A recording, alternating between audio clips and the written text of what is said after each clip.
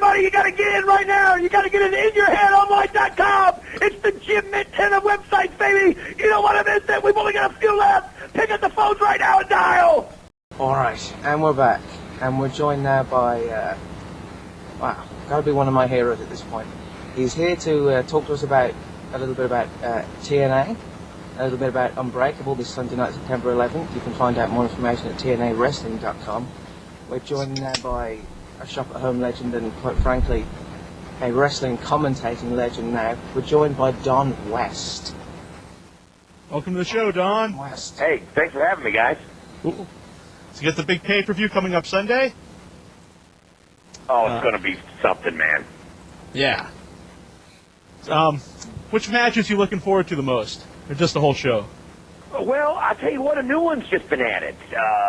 Austin Aries and Petey Williams, I think, is going to be something to see. Oh, that would be really good, man.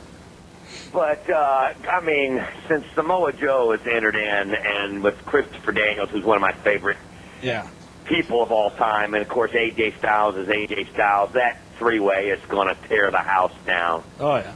That's just going to tear the house down. What did you think of Samoa Joe the first time you saw him? He really got over quick. Well, Christopher Daniels and AJ Styles both used to tell me, we'd be sitting talking about things, and they'd say, man, we've got to get Samoa Joe over here. You won't believe how good he is, even though you wouldn't think it when you first see him. And kept telling us, and when they brought him over, you just couldn't imagine in your mind how good he was going to be till you saw him. You know, you're thinking to yourself, what in the world are they talking about? And then instantly, you saw what the whole the deal was about. And that's been one of the best things I think that's happened at TNA in a while. Is just this new element that he brings, and you can see that the people in the stands are becoming Samoa Joe fans. Mm-hmm. Every time he's there, he gets more over with the crowd. Every time they see him, I think. You almost can see the whole Bret Hart, Steve Austin turn going. You remember that one when, Bret Hart was always the good guy, and all of a sudden the crowd all of a sudden Stone Cold was their man. You can almost see that happening. Yeah. I mean, once the music hits and he walks out, the crowd erupts. Mm-hmm. They just want to get behind the guy, even though he's kind of the heel right now. The fans really want to get behind him. Yeah, it's one of those things where I think they understand that he's the heel, but they just know that when he comes out there, they're going to see something special. Right. And with the guys he's been in the ring with Saban and AJ, and now Daniel's coming up with that. I mean, it's just been, the great competition in there. But, yeah, it's one of those, I think, where the crowd is just getting behind it going, even though I might not be rooting for him, I know it's going to be something neat to see. Yeah. Do you have any pressure on you, being this is the last pay-per-view before you guys debut in Spike? Oh, pressure to put on a really good show? I mean, this is it. I mean, we got the TV deal finally, and going right in the same station that Raw's been on. I mean, This is, there's no second chances from here, man. We've got to make it work. So I think everybody's feeling the pressure a little bit. And but one thing I've noticed that the guys do out there in the ring, whenever a situation like this comes up and they go to them and say, we got to have it, they perform. So I think it's going to be great. I think the people are going to get to see a different type of wrestling than they haven't seen in a while. I mean, there's going to be some in-ring action that people are going to get to enjoy for the first time. Think about all those thousands and thousands of people that have never seen Christopher Daniels and AJ Styles and Samoa Joe and Chris Sabin and what they're getting ready to be a part of. It's going to be cool. And you mentioned Petey Williams, the Canadian Destroyer. What did you think when you first saw that move? That's my favorite finishing move of all time. That's just awesome. I mean, every time you see it, you still it's almost like it's an illusion. You know what I mean? When he does it, you're just sitting there going, okay, how does he do it? And it looks like he creams their head every single time. Yeah. Yeah, a lot of different guys. The person who looks the best on the bad end of a Canadian Destroyer is somebody else that you're very fond of, and that's Amazing Red. Oh, I was always a huge Amazing Red fan, Barbie. I mean, the thing about Amazing Red, we've not seen the Amazing Red since his knee surgery. I don't know whether he's been a little tentative. Yeah. And just we've not seen when he was hitting it big on the scene there, and then for the first years of TNA. the crowd would just freak out when he came out there. You just knew you were going to see something special every time. I hope that we get him back. He's still a part of us, but we haven't gotten to see him much. I'd like to see Red get back in because he's one of those when he's wrestling uninhibited and not worrying about things, Mm-hmm. One of the most memorable when you guys were weekly, one of the most memorable things to me was the night when you stood on the table and started yelling, "Go Red, go!" Well, what brought that on? It was funny. Was the crowd was screaming it? Yeah. And because that was an incredible match. If I can remember that with Elix Skipper and Loki and Red in there, and he was pretty much taking them on by himself and at that time. I think he was, if I remember right, he was connected with the SATs in that match too. But the crowd was screaming it, and all of a sudden I stood up on my feet and started going nuts. And the guys in the back saw me stand up, and one guy goes, "I dare you to get up on that table right now. I dare you to do it." And I was like, I'm on, boom, I was on it, and all of a sudden I hear the guys in the back, Jerry going, start screaming, "Go Red, go Red!" So we went to town. When you guys get on Spike, you have to recapture that. Yeah, I have to build into that one a little bit. If I start off with that, the audience will wonder who this Looney Tune is. It's the announcer, and they'll run me out of there. Well, I was a fan of yours going back from the card show days. When you were late night card seller. So I'll tell you what, man, that was a great part of my life. I did that for 10 years.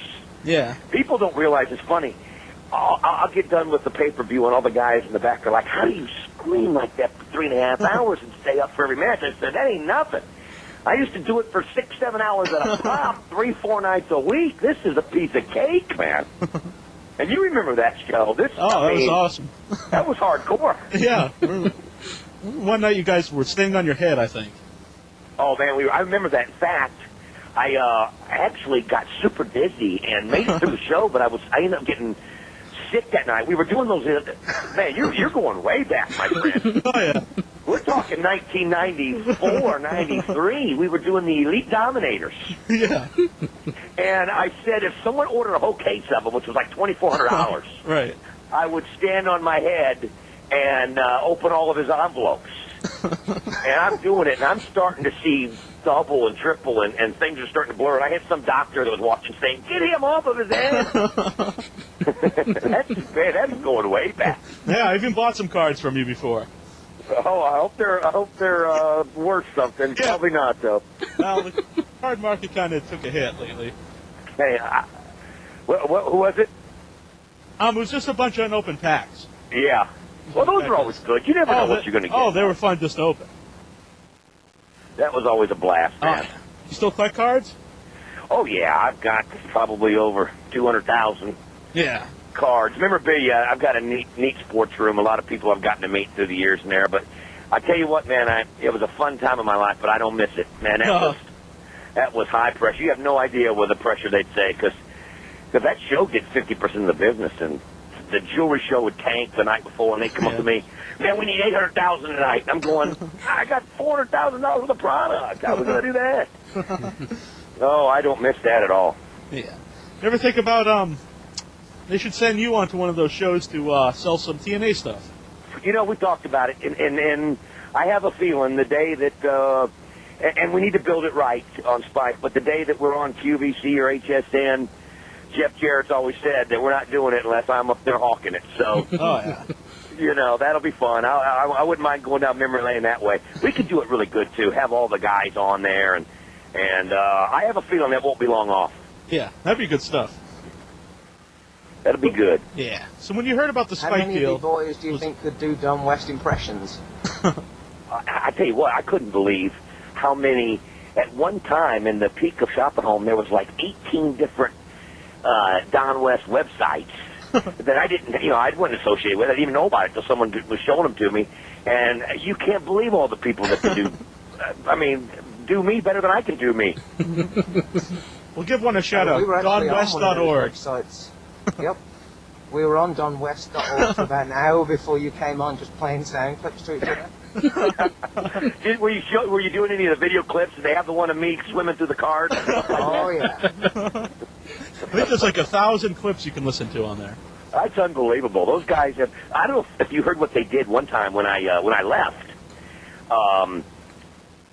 You know, and it was all on good terms, and Shopping Home was paying me, and they didn't want me going because I had a standing offer at HSN, and so they decided they didn't want me doing that, so they pretty much paid me for a long time just to travel the country, and I found out on that website that my number's unlisted, of course, and they were trying to find me. They were calling every Don West in the state of Tennessee, and I guess there's about 50 of them, and taping the conversations, and it was hilarious.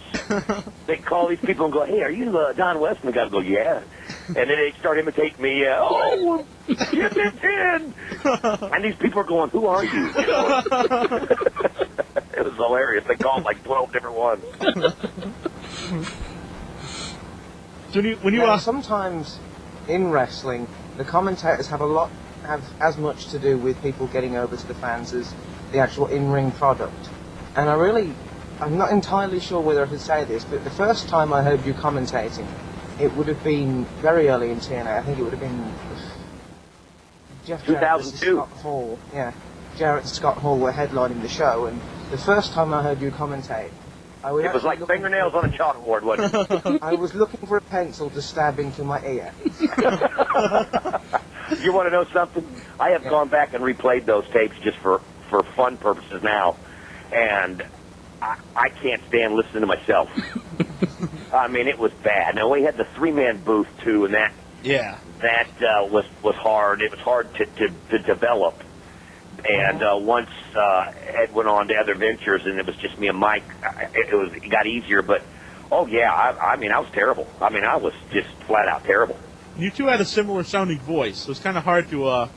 even though you're different personalities, but the voices sound similar. You're so right. I mean, I'll go back and listen to them, and I'm like, is that me or is that Ed? And then when I realized that they were saying something intelligent, it had to be Ed. But now it would be hard to imagine TNA without you. You and Mike. Well, I appreciate that. You know, Mike and I get along so good, and you know, it's funny. Even the wrestlers always tell us how in sync we are. One stops, the other goes. The other stops, and the other goes. And it's taken a while for me to get up there. I mean, I'm never, ever be at his level, but it's a comfort level now. And I just couldn't imagine not doing it. I mean, it's just such a pleasure to be up there with him. He's the king, man. Mm-hmm. So he's helped you a lot? Oh, immensely. Yeah. And everybody that's tried to change me, he's always come up and said, don't. Yeah. You will learn. You know, I mean, I was always a fan, but announcing's one thing. You know, being a fan's one thing, but announcing is totally different. And I used to do a lot of high school basketball and football when I was in college, and so, you know, once he was just like, just get into the announcing part, but don't change your personality. I want that. He said, Pete, you'll get over eventually. There are going to be people that will hate you the rest of your life, but there's going to be others that will, you know, you'll just become a part of it, and you know, it's just a time thing. They don't, you know, the wrestling fans don't like people that are not in the wrestling business to enter their world. Right, exactly. In WCW, Mike Tenay was always more of a bit player in the booth. I mean, do you know if he's enjoying taking the helm of the ship these days? Well, I'll tell you what, Bob Ryder, who works with us and was at WCW at the time and doing other things, always knew how good Mike was. Mm-hmm. In fact, when Mike was first being asked to come over, I heard that some of the people were like, I don't know, you know, Mike's never been the go-to guy, and they were like, and Bob was like, I'm telling you, he's got to be the guy. You need to turn it loose. And when he came over, Jerry Jarrett told him, I want you to say what's on your mind. I want you to say what you feel. Don't try. We're not scripting anything for anybody. And once he took off, I think the whole world saw how good he is. And I'll be honest, you know, when I listen to everybody else out there, and I'm not knocking anybody because they're all better than I am. But when I listen to other people and listen to Mike, there's just no comparison. He can call move after move after move and tell a story out there like nobody can. If WCW blew it, they didn't realize what they had. Mm-hmm. So who approached you about being a commentator? Originally, believe it or not, when WCW was going, Vince Russo called me. Mm-hmm. And he was a big fan. Him and Jeff Jarrett and Jeremy Borash and these guys, when they'd be on the road, would get back in their motel rooms late at night, and they'd turn me on and watch me. And they were, Vince was always like, this is a guy, I think we could work him in wrestling. So they actually tried to get me to join WCW. And I'm glad I didn't, because that would not have been the best atmosphere to go into as far as, coming into something like that. And I don't think I would have ever survived a week. Right. But it didn't work out. And then when the Jarrett started this, Jeff called me for 4 months and wouldn't let it go, and brought me in. And then after about 4 weeks, I went to Jeff. And I'm, reading stuff on the internet and everything, and I'm going, look, thanks for the opportunity, but you're taking a big hit for me. I don't want you to have to go through that. And Jeff looked me right in the eye and said, get some thick skin in a hurry. That's the way this business is. You're my guy. You're going to get better, and that's the last I want to hear of it. And from that point on, it gave me a little bit of confidence to go forward. Yeah. And now that you've been there since the beginning. Very first show. Yeah. Is it a proud feeling now that you're going to be on national TV? Oh, yeah. It's been an incredible journey. I mean, there were times when, we didn't know if we'd be back in 2 weeks. Right. I remember one stretch we went on all these best ofs and started doing that, and we didn't know if we were coming back. Mm-hmm. And to have gone through everything and to have seen all the different people come in and out of there, and to realize that you've been there from the start when everybody thought you were going to fail, and then, and to now be, and not just going to be on Saturday nights. I don't know if you heard, they're also going to replay us on Monday nights. Oh, no, I haven't heard that. Yeah, so we're going to get 2 plays a week. I mean, this is huge, and immense pride. I can't believe that where we've started and where we're at. It's something that Mike and Jeff and I that have been there all from the beginning, and Jeremy Borash, we talk about, like, man, can you believe this? Here we are. Yeah, exactly. Oh, yeah, we had Ron the Truth Killings on here, and he said pretty much the same thing since he was there since the beginning. He's in there from the beginning. He's one of my favorite people in the world, and he had a great run. I wouldn't mind. I love the crew. But Ron's one of those, too. I wouldn't mind seeing him get back in the title hunt again. He's just so charismatic out there. Yeah. I think, when you're back on TV, he's one of the guys that really needs to have more mic time. Oh, absolutely. That's really how him and Monty Brown both. Those guys can cut such good promos. The truth is, I can hardly wait for the next Ron the Truth Killings run, because it's coming. Mm-hmm. Do you know whether when you get onto Spike TV, there's going to be more time for people to cut promos? Well, that's a good question, because the problem is we got an hour show instead of 2 hours. Right. Which eventually the goal, of course, is to get a 2-hour show. And you don't want to fill up an hour with so many promos, but yet you've got to get the characters over. And some of those people, that's what endears you to them. When Monty Brown cuts a promo, man, you're just, he's so good. And when, so you've got, but we also don't want to do things like everybody else. We've got to put people in the ring, and they've got to see how good our guys are. Yeah. So that's going to be that's a good question. That's going to be a tough balancing act, because you've got to have both. But the last thing we got to do is have too much gabbing and not enough wrestling. Yeah. I think the idea is to put the right guy in mic time. Like Monty Brown, Ron the Truth Killings, and guys like Samoa Joe, AJ Styles. They're going to get over on their in the ring action. Not You're really absolutely right. I mean, Christopher Daniels is one of those that can do both. Right. But you're right. Some of those guys, they almost need to be seen as much as being heard, just because in the short time they're going to be out there in an episode, they might have a 6-7-minute match, and let their work do the talking. Yeah. Now, speaking of the ring, what do you think about the 6-sided ring? It's almost like I don't even think about it anymore. I mean, it's become so natural. Yeah. And I actually like it. In fact, when the cage is up on it, it makes the cage tighter. Yeah. So it tells a good story there, because there's no give to it. Because it just kind of pulls it in, and the guys, there's so much more things they can do. Mm-hmm. And a lot of the guys are skeptical at first till they get out there. And you know what? I'll be honest with you, I don't even think about it as a 6-sided ring anymore. Yeah, I mean, it's just become part of us. I'm the exact same way after the first couple of times I saw it. I just watch it. Yeah, I mean, at first it was kind of hard when you looked at it, because it was just so different. Right. But now, it's just become a part of who we are. Mm-hmm. You said about making the ring tighter when they had the cage up. And Yes, I don't think like Skipper, he would have been able to do that big move that time either. Yeah, you are dead on. And number one, if they, well, they didn't know he was going to do it anyway. They probably wouldn't have let him. Right. That's still one of the most spectacular things I've ever seen live. Yeah.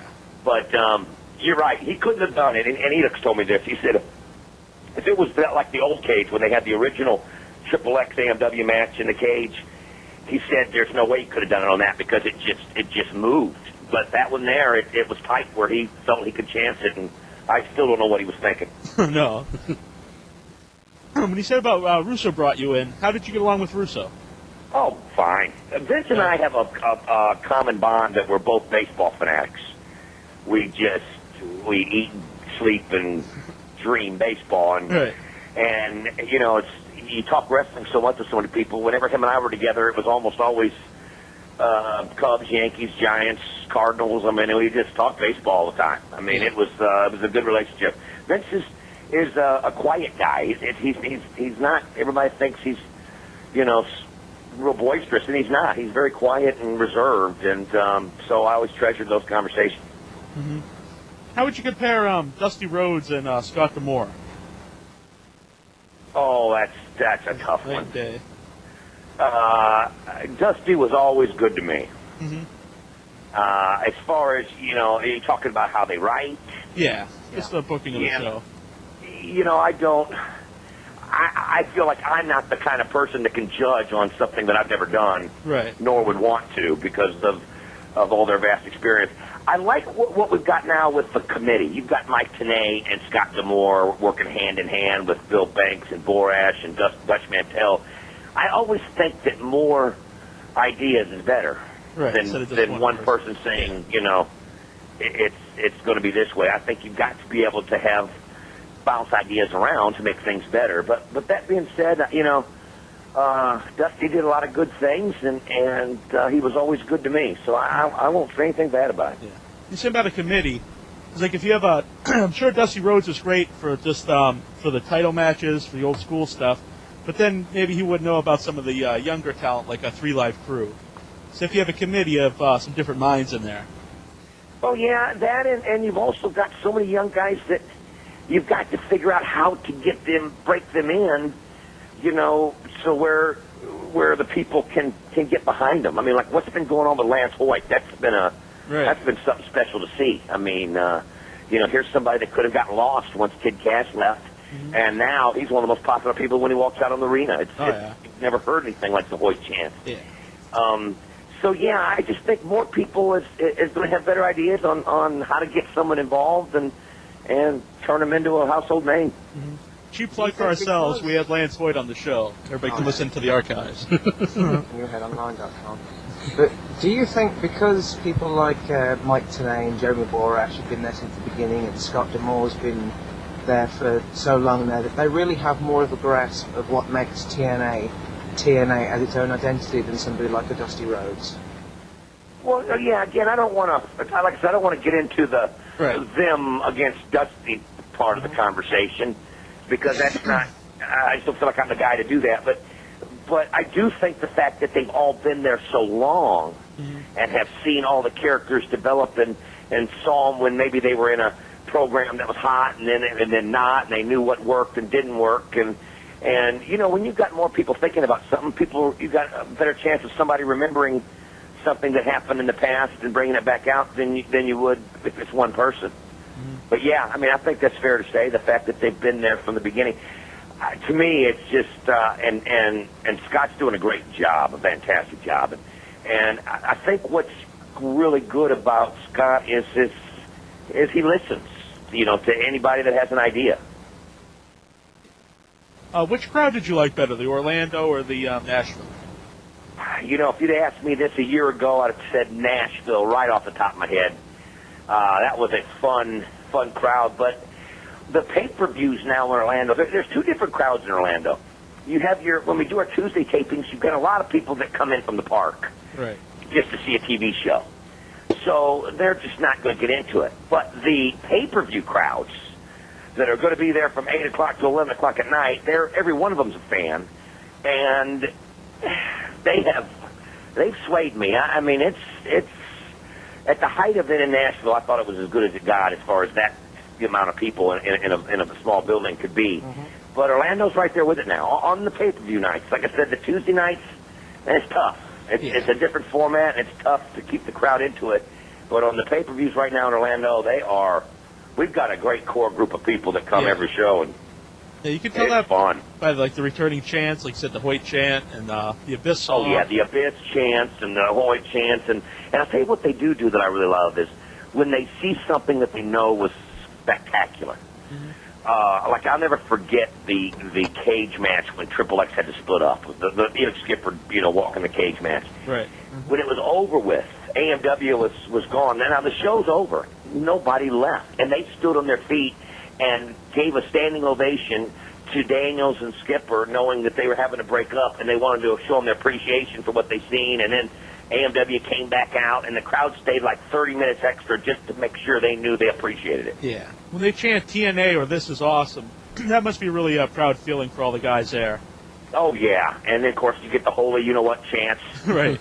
Going when somebody does something, and it's just, it does get everybody fired up. In fact, and the guys in the back will sit there, and if they're following a match like that, like Raven was telling me after Samoa Joe and AJ, he's back there and getting ready to go, which I thought the four-way with Sabu and Jeff Jarrett and Rhino was great. Yeah. I mean, it was different. I mean, you couldn't come out there and just flat wrestle after what you saw AJ and Samoa Joe do.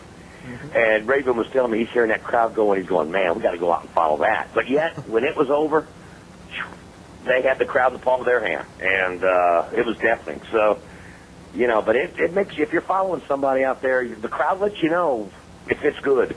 Yeah. I wouldn't want to follow Samoa Joe or Daniels, that's for sure, or AJ. Yeah. Now, when I told my mom we were having you on the show, she said, you have to ask about his shiny shirts and ties. I've actually kind of moved away from those a little bit because I wore them out, but my wife found them. When I first came in, Jerry Jarrett had come to me, and he was like, I want to get more of a, I don't want that comedy look, but, he wanted it to be, kind of like Jerry Lawler does. He's always got the royalty outfit on and the different colors. He wanted something like that, so I started wearing zoot suits, and it was just too much. And to me, it was like, how can people even take me serious?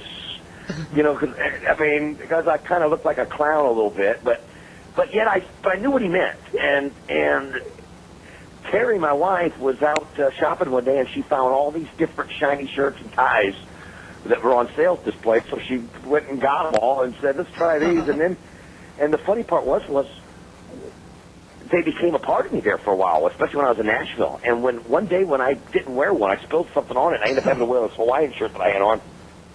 I got 200 emails the next day asking me where my shiny shirts were. Don't ever go out there without your shiny shirt. So, my mom asked me if I ever talked to you. She wanted me to ask you where she could get one. Burlington Coat Factory. Oh, really? Oh, we got those here. Burlington Coat Factory is where Terry found them. All right, I'll write that down. My mom will thank you. So you've been there to see every match TNA has done live and in person, yeah? Absolutely. Right. Is there one match, or maybe one feud, or even just one character that you would show to somebody to say, this is what TNA is all about? Wow. I'm going to try to answer that in like 3 different ways. If I had a tape to show somebody, the original Best of the X Division tape that they put out together that has, I remember matches. I don't know if obviously you guys have watched them all. Remember the 3-way ladder match between Jerry Lynn, Low-Key, and AJ? Oh, yes. And the very first elimination 4-way X Division. But I think of some of those. If I had a tape to show somebody, just to show them how different we are. I mean, I love even the good old classic bouts. I remember a Shane Douglas Raven match one time that was just nothing but punches being thrown and people being thrown in the rails and that kind of stuff. But the psychology they told was so fantastic, So you got to have all different styles. But I think of that when I think of my favorite feuds. That AJ Styles Jerry Lynn feud we had in the first year. We haven't ever duplicated anything like that. That thing went on for almost a whole year, and that was That was something special, man, between those two. Individual match, I've got to say to this day, it's the original cage match between AMW and Triple X. Yeah. The original one, where they did the death sentence off the top when Chris Harris got up to the top and couldn't believe he did it. And I mean, that was almost as dangerous as what Elix did, but he did the death sentence off the top. Man, that one stands out to me. Yeah, anytime you had AMW in the ring with Triple X, it would be good stuff. I tell you what, man, AMW, they did, I remember a match that had no gimmicks that they did with Team Canada about 8 months ago that was as good as anything I've ever seen. There's something about those guys. When they're clicking, man, they always bring it to the table. Mm-hmm. I'm a long-time wrestling fan. When you watch them, you can see a lot of stuff that they've picked up from like Rock and Roll Express, the Heart Foundation. And then, you know, the Road Warriors. Yeah, and then they mix it with, new moves. Just really good stuff. Yeah, it's, they're, you know, and I love good tag team matches. I do. And the reason I like them, I think, is because guys can get a chance to take a breather while the other are out there, so everybody's crisper and fresher longer. Mm-hmm. And they don't ever disappoint. What's the thing that's going to set you guys, make you guys a good alternative is the good tag teams and the definitely the X Division. Because you really can't get that anywhere else. No, you can't. I mean, the Cruiserweights are almost completely forgotten, you know, in the WWE. I mean, they got so much great talent, and I think what we've proven is that AJ Styles and Christopher Daniels can headline a pay-per-view. Right. They're afraid to take that chance. I mean, you know, our guys are so good. I mean, that, you know, another match that I remember, even though the belt fell twice, which actually kind of gave it to it to Lure, was the original Ultimate X. I mean, that was just something nobody'd seen before. Mm-hmm. I noticed that they had a lot of those. They seem to be every month at some point, but now they're taking a call-off period from the Ultimate X match, maybe to get a little more so people want to see it when again. It comes back. Well, you can ruin anything by doing it too much. Right. Mm-hmm. And you know, you really can. And the beauty of it is when we get to Spike TV, and there's going to be an audience that, you know, we've been doing it for 3.5 years, and it's hard to believe it, but there's going to be probably 100,000 people watching that first show that have never even seen or heard of us. Mm-hmm. And, you know, so the Ultimate X will be new to them, you know.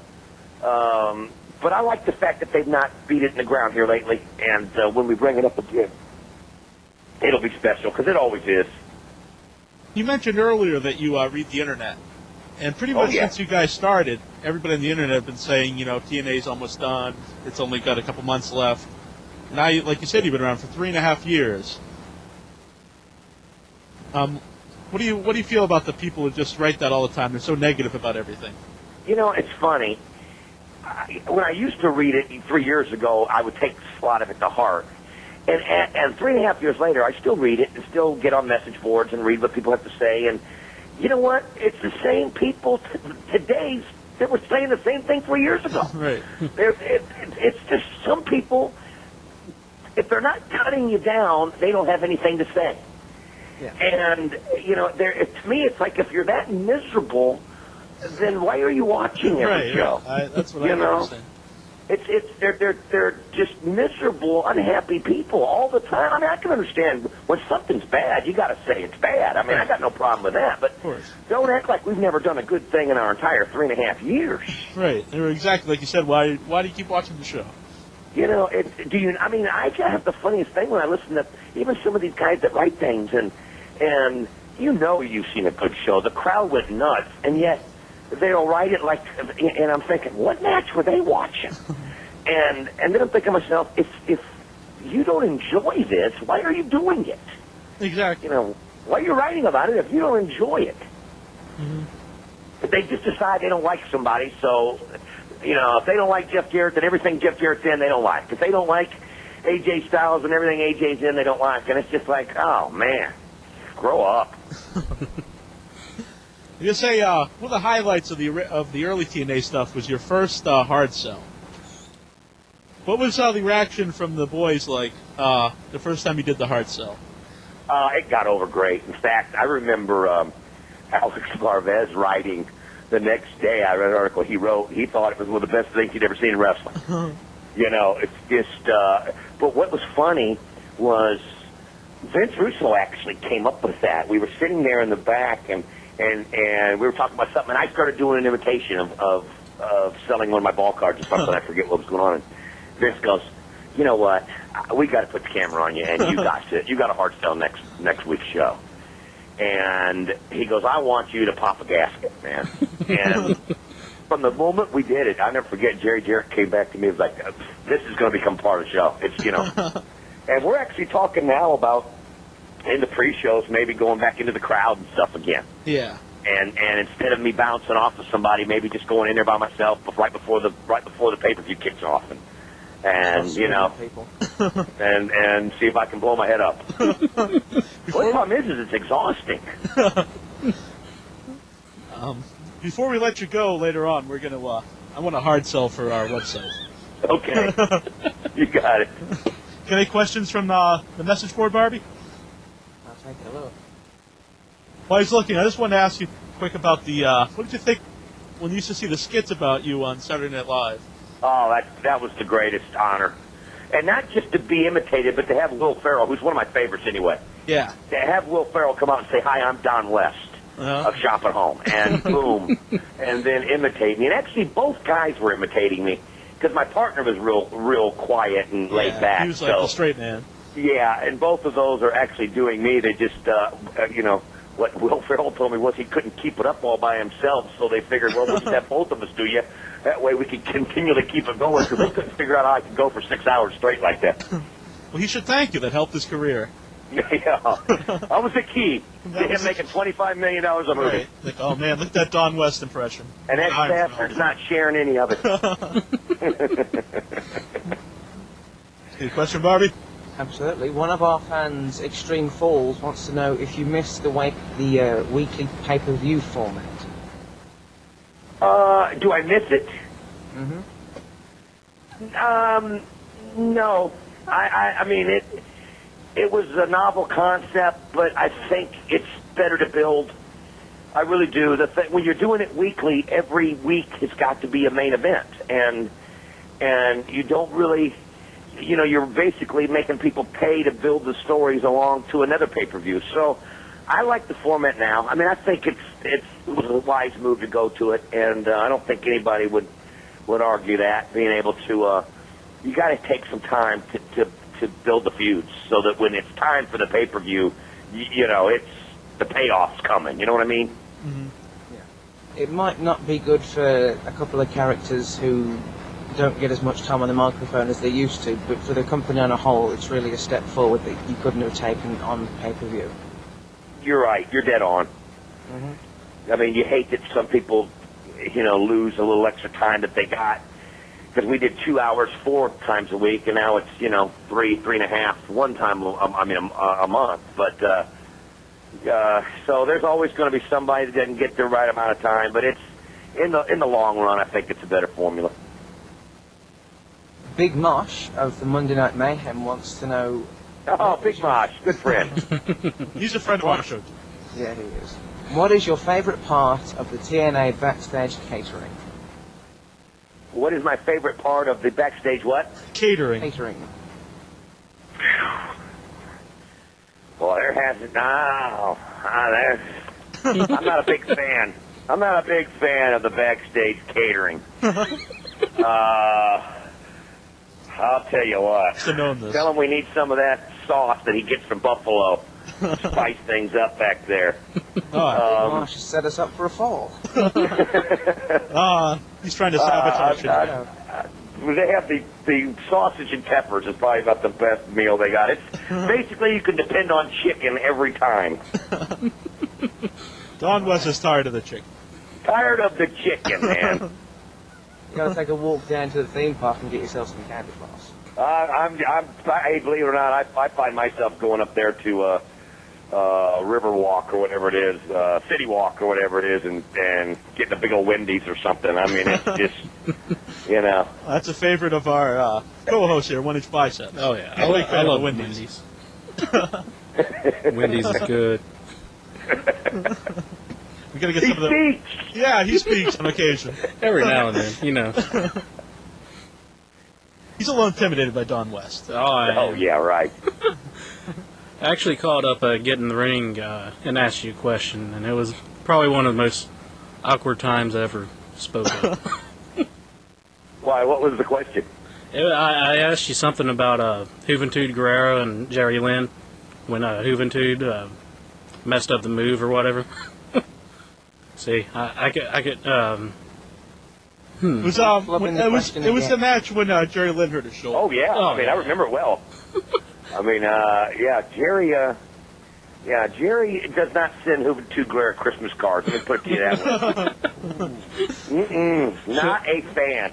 Should have not have brought that one back up. I tell you what, that was a brutal. When you watch it again, they replayed it on the last pay-per-view. Because Lynn came back in the last pay-per-view for Waltman, which was really good. And you know what? That was a great match. Yeah. I hope they continue that on a little bit more. Even that turn when Sean went from being a heel to when he was praising him at the end to being a huge baby face, and then bam, what a heel turn again. Yeah, I love that. A lot of people, say bad stuff about Waltman, but since he's come back, I think he's been really good. Oh yeah, he can be as good as he wants to be. Mm-hmm. There's so many guys like that. Yeah. He's turned it on. He's had 4 great matches in a row. Yeah. Mm-hmm. They replayed the Juventud spot where he hurt Jerry Lynn on that pay-per-view before that match. I remember that. They also showed some old footage when he was a Lightning Kid and him and Jerry were going at it. I don't know where they found that old footage. I used to watch Global used to come on when I came home from school every day. It's hard to believe that's him, you know. And the weird thing Skinnier with short hair and no facial hair, and you're like, who is that? No way. See, I knew that was Waltman because I grew up watching him, and then I remember when he became 1-2-3 Kid. But I didn't remember that was Jerry Lynn at the time. He looked different. Yeah, he had a big, like a perm. And no facial hair. Yeah. I remember I think that was the first time I ever saw one of the big flips off the top rope to outside the ring. It was in Global. It was Lightning Kid at the time. Hey, Mike Tenay told me those two got him back fired up in wrestling again. Yeah, that was really good stuff when it came on Global. Yeah, he said that that was one of the feuds that made him, get fired back up. So, obviously, they did a great job in the ring the other day. That was incredible. Yeah. That Sacrifice pay-per-view was great from top to bottom, man. Yeah, I think that might have been the best pay-per-view you guys put on. I agree. I think it was. Mm-hmm. As good as the X Division is and as exciting as it is to watch these days, sometimes you really have to go back to the old style, the Jerry Lynn versus AJ Styles type matches with a bit more psychology, just so you remember where you came from. I'll tell you another feud that did that. Remember when Kid Cash and AJ were having a feud? Yeah. They used to tear it up, man, and it didn't have anything to do about high spots, although the one time they fell out of the balcony on the table was ridiculous. Yeah. But it didn't have anything to do about high spots as much as it just did that good old psychology, but yet being as agile as they are, they were able to do so many cool things, but you're right, man.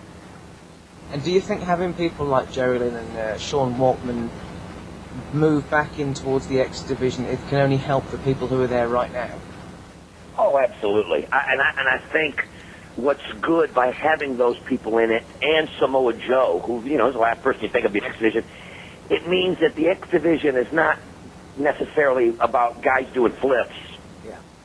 As it's just about another division. Right. Mm-hmm. And it's an extreme division. And extreme can mean anything. Mm-hmm. You know what I mean? Like Mike Tenay used to say on all the old pay-per-views, X Division is no limit division. Right. Yeah, not about weight. It's not about weight limits. It's about no limits. Right. Mm-hmm.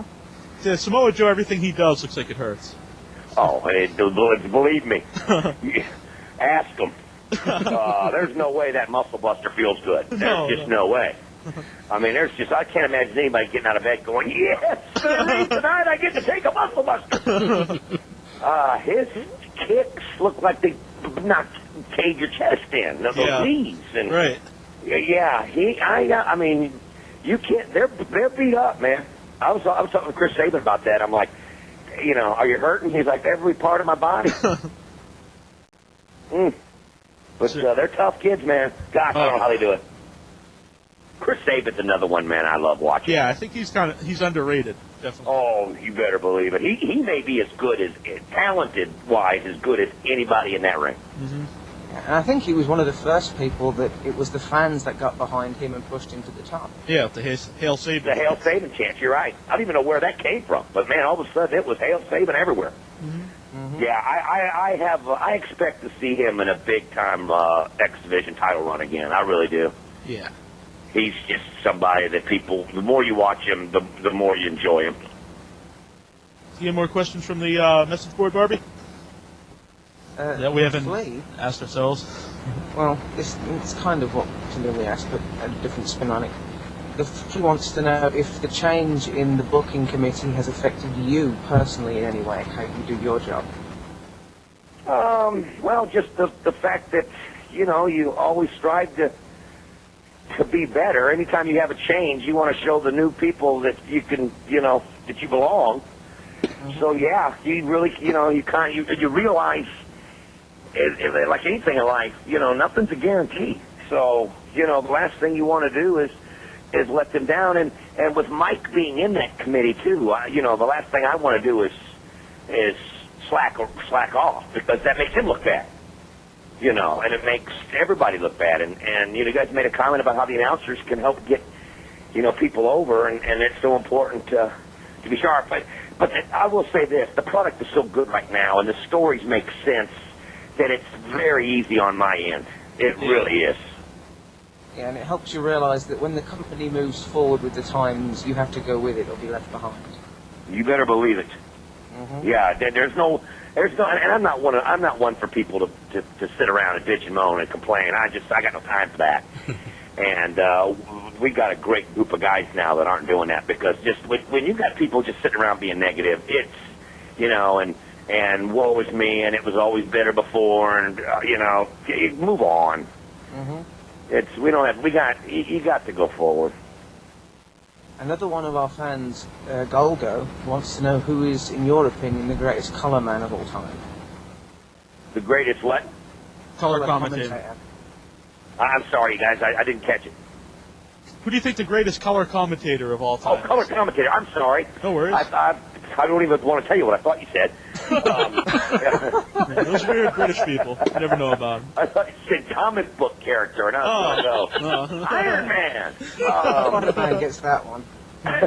Color commentator. I tell you what, I like Taz as far as who's current. Yeah. I mean, you can't not like Taz. That would be, you'd just be lying. But I loved Bobby Heenan and Jesse the Body Ventura. Speaking of comic books, as far as books, color commentators, is great. Speaking of comic books, this has nothing to do with anything. But when I was born, my brother's 9 years older than me, wanted to name me after his favorite comic book, which was Thor. That was my brother's.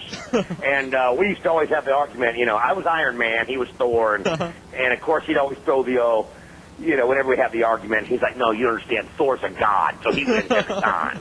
He used to make me sick, and he had long blonde hair like Thor, and I'll never forget that. Dude, Thor can throw lightning bolts. There really is just no comparison going down there. Remember Luke Cage, Power Man? Yeah, Power Man, yep. Him and Iron Fist. They used to read the old sports comics when you could pull out the old Luke Cage Power Man. I could see Don's definitely a Marvel man.